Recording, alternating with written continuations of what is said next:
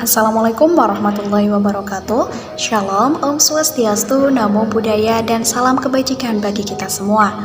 Kami dari kelompok 2 mata kuliah Hukum Pidana akan melakukan presentasi dari diskusi dari makalah kami pada siang hari ini.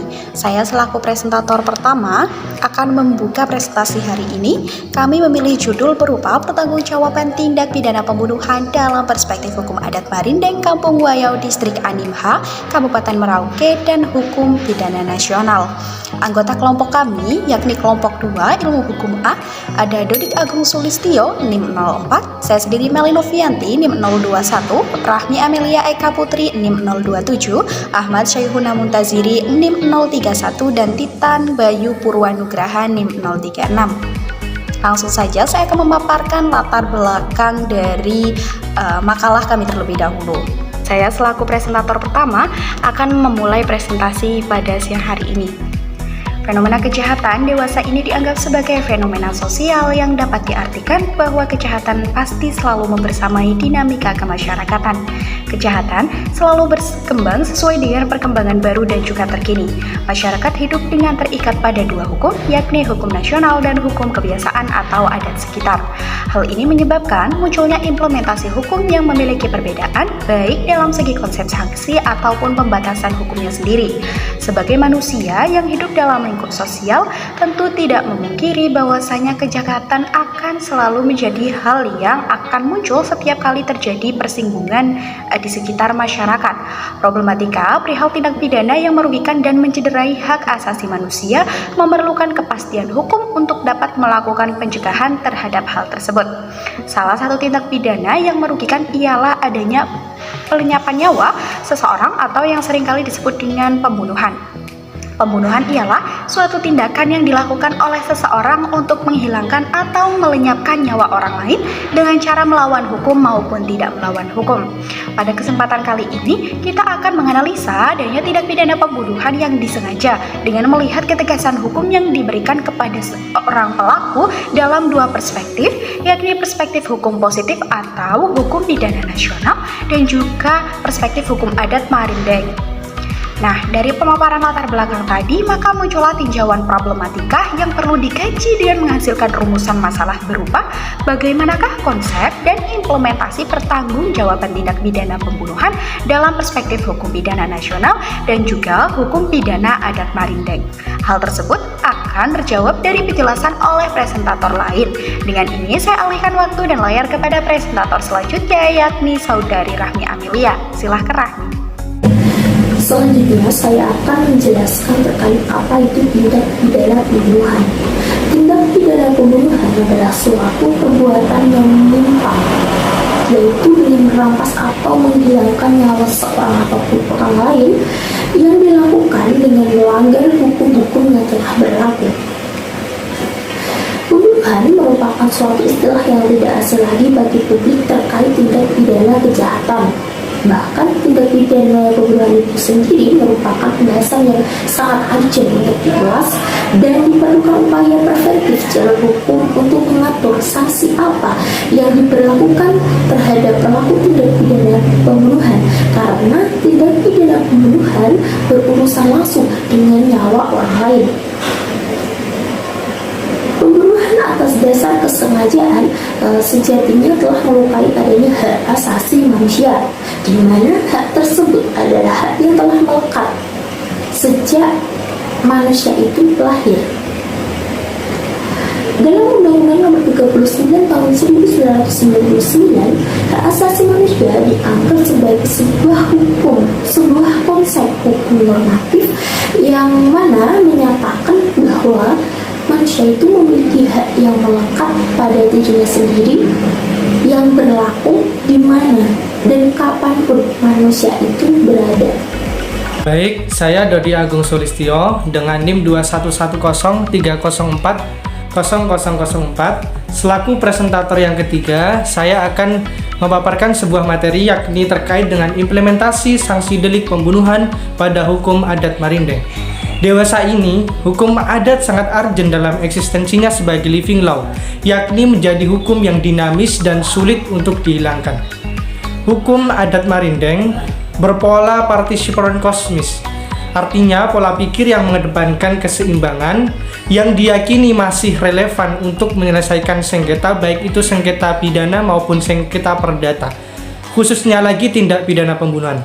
Dalam hukum adat Marindeng, penyelesaian kasus pembunuhan disebut dengan istilah ganti rugi kepala manusia atau ganti rugi nilai benda yang bernilai. Cara ini mereka gunakan selain karena peninggalan nenek moyang, namun juga karena cara ini mudah dipahami bagaimana proses penyelesaiannya dan pengambilan keputusannya, serta cara ini sudah dianggap adil oleh mereka. Kemudian yang perlu diketahui, terdapat 3 poin implementasi terhadap delik pembunuhan dalam perspektif hukum adat, yaitu yang pertama adalah aturan hukum adat Marindeng. Dalam mengimplementasikan sanksinya, pasti terdapat aturan yang mengatur. Sanksi yang diatur dalam hukum adat Marindeng di Kampung Wayau apabila melanggar aturan adat, maka terdapat sanksi berupa wati 3 kepala dan tanah 4 hektar. Kemudian yang kedua adalah aturan pemerintah masyarakat hukum adat. Peran aturan pemerintah masyarakat hukum adat untuk mengadili seluruh perkara yang terjadi di wilayah adat Marindeng yang sesuai dengan norma dan kesepakatan bersama, yang kemudian dijadikan landasan untuk mengatur masyarakat adat Marindeng dengan mekanisme tertentu yang sudah disepakati pula. Kemudian yang ketiga adalah sanksi adat. Sanksi adat diakui dalam pembukaan UUD 1945 dalam pasal 18B ayat 2. Maka dengan itu dapat memperkuat keyakinan masyarakat Kampung Wayau terhadap hukum adat Marindeng. Sanksi pembunuhan harus membayar wati 3 kepala dan tanah 4 hektar. Barang tersebut digunakan untuk ritual adat setempat untuk kepentingan bersama. Baik, sekian dari saya. Kemudian selanjutnya akan dilanjutkan oleh presentator selanjutnya. Sekian dan terima kasih. Di sini saya akan menjelaskan tentang implementasi sanksi tindak pidana pembunuhan dalam perspektif hukum pidana nasional dan perkembangannya dalam RUU KUHP.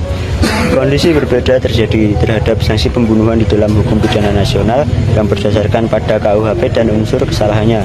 Berdasarkan unsur kesalahannya terbagi menjadi 7 jenis, yaitu kejahatan terhadap nyawa yang dilakukan dengan sengaja yang diatur dalam buku kedua bab 19 KUHP pasal 338 sampai 350, dan kejahatan terhadap nyawa yang dilakukan dengan tidak sengaja yang diatur dalam buku kedua bab 21 KUHP pasal 359.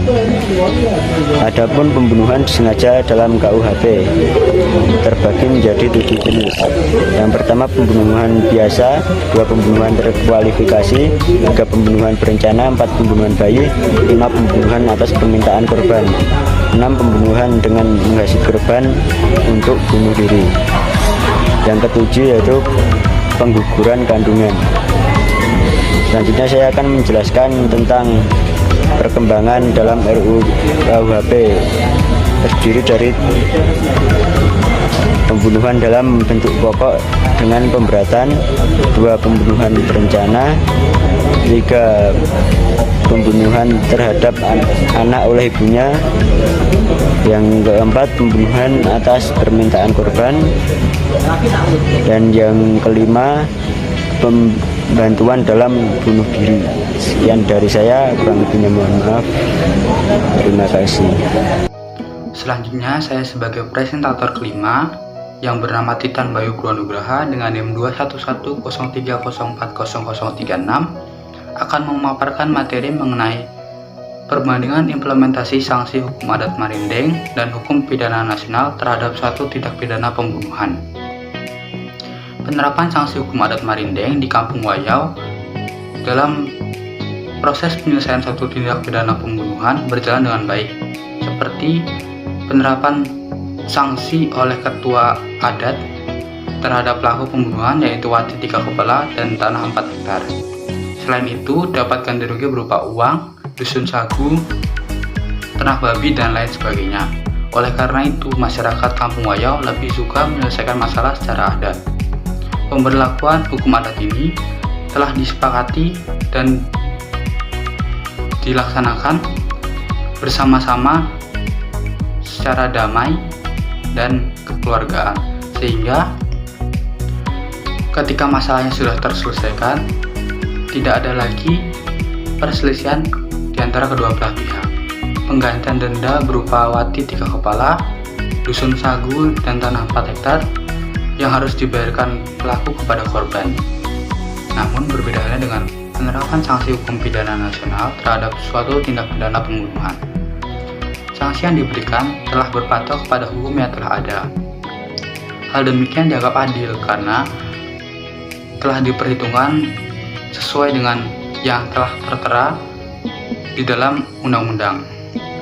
Karena sejatinya hak hidup termasuk dalam hak asasi manusia, dan hak asasi manusia merupakan salah satu hal yang paling diperhitungkan keberadaannya, di mana hal ini tercantum dalam pembukaan Undang-Undang Dasar 1945.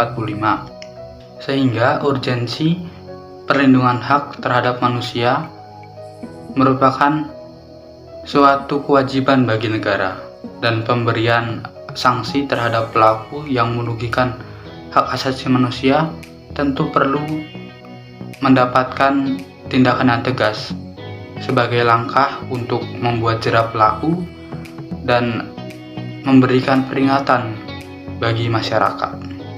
Sekian materi yang dapat saya sampaikan. Kurang lebihnya mohon maaf. Wabillahi taufiq wal hidayah. Wassalamualaikum warahmatullahi wabarakatuh. Saya kembalikan ke moderator. Pemaparan dari pemateri kita, semoga adanya presentasi kali ini memberikan suatu informasi dan juga wawasan baru bagi kita semua. Pada intinya, kesimpulannya adalah dalam uraian di atas dapat disimpulkan bahwa implementasi sanksi dari hukum adat Marindeng, Kampung Wayau, Distrik Animha, Kabupaten Merauke, dan hukum pidana nasional ternyata memiliki suatu perbedaan, yakni pada masyarakat adat cenderung mempercayai keputusan kepada kepala sukunya, apalagi dalam lingkup warga yang mengutamakan kedamaian. Sedangkan dalam hukum pidana nasional, sanksi yang diberikan itu berpatokan kepada adanya hukum yang ada begitu. Keadilan telah diperhitungkan sesuai dengan yang telah tertera di dalam undang-undang. Meskipun terdapat perbedaan, namun tujuan dari adanya keduanya sama, yaitu melindungi masyarakat dari adanya tindak kejahatan serta untuk memberikan hukuman terhadap pelaku kejahatan. Jadi agar pelaku kejahatan tadi merasakan rasa jerah. Tadi pemaparan dari pemateri kita pada presentasi kali ini, semoga bermanfaat dan selamat menyaksikan. Wassalamualaikum warahmatullahi wabarakatuh. Shalom, Om Santi Santi, Om Namo Buddhaya, dan salam kebajikan.